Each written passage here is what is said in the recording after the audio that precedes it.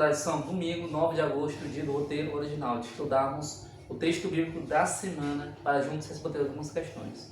Então pegue sua Bíblia, abra em Romanos 1, versículos 8 a 17, carta de Paulo aos Romanos, quando estava em Corinto, para a mensagem do Evangelho, dizendo que queria ir, mas que estava sendo impedido de visitá-los em Roma. Eu já leio para que você entenda, para juntos respondermos algumas questões.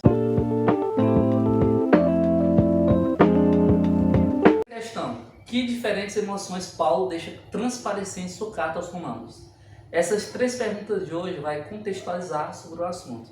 Então essas palavras de Paulo nesta carta de Romanos 1, versículos 8 a 17, trazem muitos sentimentos, entre eles gratidão a Deus por tudo que foi feito a ele e aos romanos, afeto e saudades profundas, mesmo sem conhecer o povo, tinha uma saudade, tinha um afeto importante, e frustração e impedimento, né, de ir, né? Você estava frustrado, Paulo estava frustrado por não ter ido visitá-los em Roma. E também um senso grande de dever de pregar o Evangelho. Ele se sentiu frustrado, se sentiu triste por não ter a oportunidade de ir lá, naquele momento, em Roma. Segunda questão: Paulo repete a palavra Evangelho algumas vezes nessa passagem. Circule a palavra Evangelho cada vez que aparecer no texto.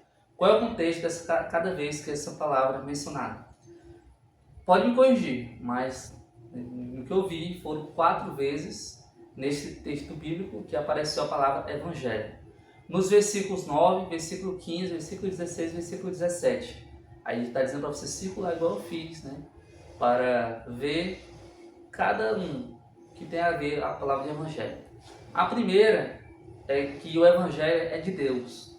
O Evangelho pertence a Deus. O segundo é a missão de anunciar o Evangelho. A segunda missão é de Paulo. O Evangelho tem que ser anunciado. E também não se envergonhar do Evangelho, não deve se envergonhar do Evangelho. E a justiça de Deus se revela através do Evangelho.